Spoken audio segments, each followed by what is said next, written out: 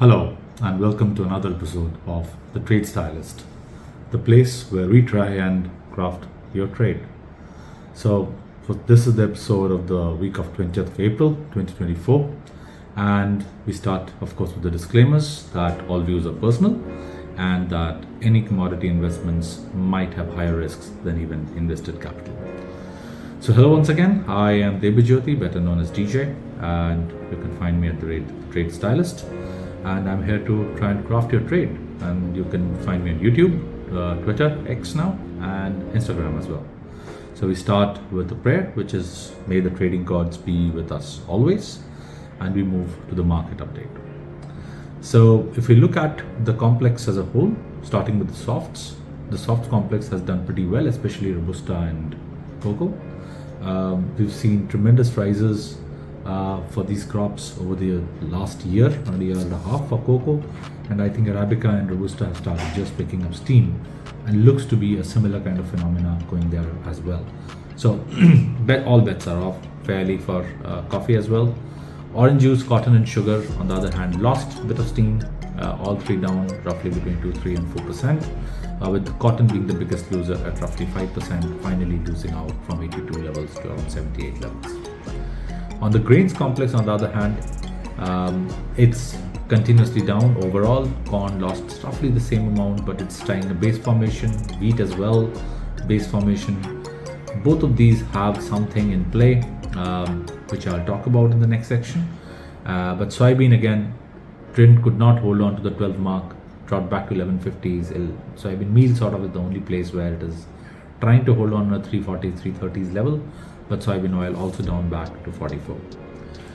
Overall for the year, if we look at, sugar is now almost down 20% over where it was last year, but that may change very soon. And all of the other complexes, especially in the softs, completely positive. Wheat sort of and soybean oil sort of catching up with where they were last year at the same point of time, but the rest of the complex, corn, soybean meal and soybeans significantly down. Now we look at TradeCraft, what has happened of positions, and as you can see, maize bounced on the last day, and that's what I said. As you know, we have been long and we're still watching the space. We're still positive on the trade, nothing much has changed. Yes, it's weak, but geopolitical issues, some revisions in crop seems to tell me there's a possibility that we might see this bounce, and I'm going to talk about this a little bit more in detail when we look at maize today. That's in the TraDeeper section, by the way. We look at wheat. Wheat also did a bounce, although it did end up finally closing slightly higher than when it was. Overall positive, but again, it's a single day phenomena, and I would not base a trade decision as of this point on this. However, if there is a continuation, as wheat was building up the channel, it broke down the channel, which is why we did not take a long position. But if it does continue on the channel and it continues building up from here, then definitely a long position might be in play. It has come down quite a bit, but the forecast model still sort of looks at probably it going down a bit more if this continues. So that's why we wait for the continuation before we take a trade on this. Sugar, on the other hand, really tried a bounce after a steep fall. As you know, one of our trades, we made a small loss on this initially because I expected it to fall. It did not. It in fact bounced back up to our stop loss positions, hit it, rose a bit more, but then it failed ultimately and it has taken a steep dive. And that can always happen with the markets, that even though ultimately your direction was right, but if it crosses the risk, as always, we need to take the right call and make sure that our capital is protected. So yeah, it has dropped back, probably at a decent level, and this is where I think there's a potential play happening, and that's primarily because India's sugar crop looks to be interesting, and we're going to look at it in the next section as well. So let's look at trade speak, what is being said by the markets, and why is it that what is happening is impacting us. And primarily we talk about the potentials in wheat and sugar. Wheat, number one, there has been a decent crop coming out of global, especially the Black Sea area. And even though the US has gone through 2 consecutive years where the wheat crop has not done as well, this year look to be a good year, the wheat farmers are expected to actually lose money, and we'll see that collaborated even in the headlines right now. Geopolitical tensions are something that can play into this, and that something is what I think will impact wheat prices going forward. Rate of wheat not passing through to the right points, especially because of the Middle Eastern conflict that's going on, we would typically possibly see that there is an alternative route that comes in, and the alternative route would typically be from wheat. So if the US wheat numbers, export numbers start moving up, we can definitely see that probably, even though there would be a global glut as probably everybody looks at, we might see intracontinental play impacting these prices. The second thing is on the sugar crop is that the India's crop forecast is looking lower and lower. There has been an impact. More more sugar mills are drying up, and I think that's something that we need to really watch and see if there's going to be an impact. Correlate also sugar with oil. Crude oil has been doing well, so it's expected to hold up. So if these two positions sort of go in tandem, I think it can probably bounce back, but from what levels?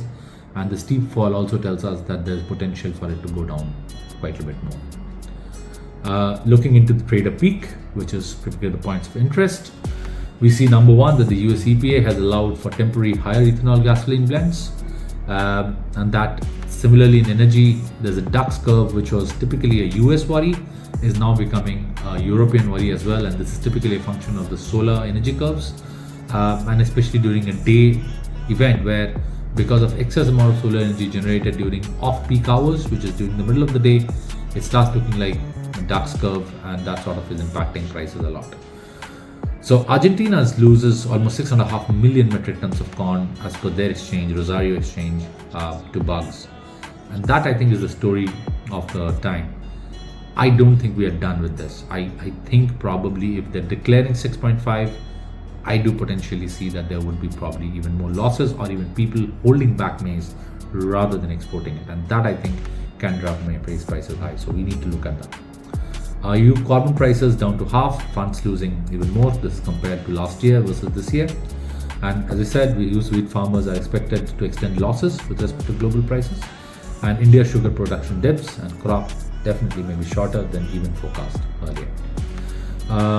Ecuador finally declares an emergency for electricity. This is breaking news. And this is on top of the current crisis the country is going through. Looking at the upcoming reports of this week, it's mostly GDP and inflation, and we definitely look at EU GDP growth quarter on quarter, year on year, and the US GDP growth quarter on quarter as well. Moving towards the TraDeeper section, let's look into maize, which we've been working on for some time. So as we are all well aware, maize is probably one of the most widely traded grain crops across the world, and this multitude of uses per se that the maize crop looks at. So we're going to start with first looking at what's happened to the prices in the last 5 years. And if you look at this chart from 2021 to today at the end of 2024, we're seeing that we're probably exactly where we were at the start of 2021, the mid of the COVID days. And from there, it was a meteoric rise, and all that inflation pricing which went up, where corn went as to a high as 8, and it's even higher than the chart, of course. And look, this is July 2024 contract, so the world expected the prices to sort of rationalize down. But this chart basically tells us that how volatile this commodity has been, which is being sort of the world's food crop. And it goes into animal feed, it goes on to human feed as well. So that being said, the basic idea is that the market is getting rationalized once again. Sort of things are happening across the world, which tells that the market is sort of expecting this to be as it is in the past. That being said, with the volatility being so high, the ranges are sort of below 400 to as high as 5.80, if you can see the forecasted numbers. So that's the potential upside downside that the model currently looks at. Now, why is this happening? Primarily, the function is that the global stock to usage ratio, in fact, is quite low.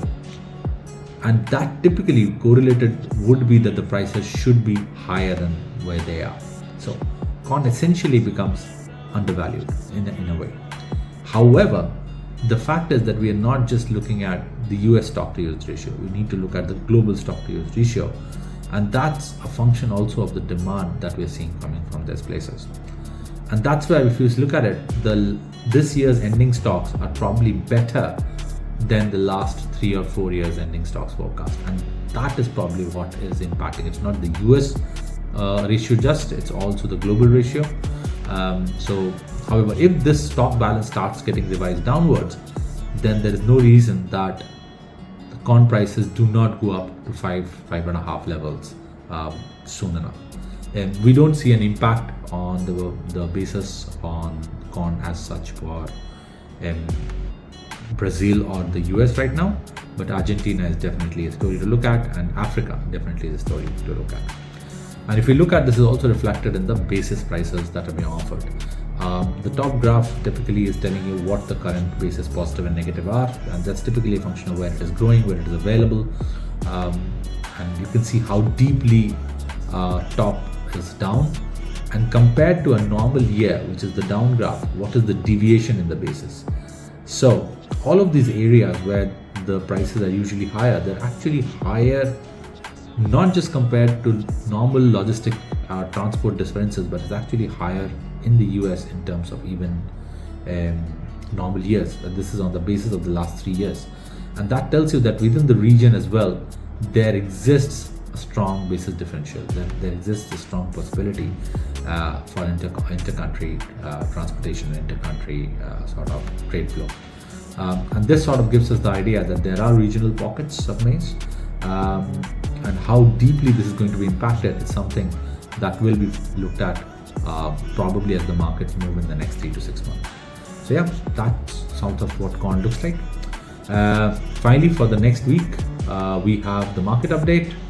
We look at another issue of corn trade Versi, and hopefully then we trade some more. So yeah, I hope you've enjoyed this session, and it has added some value to your weekend.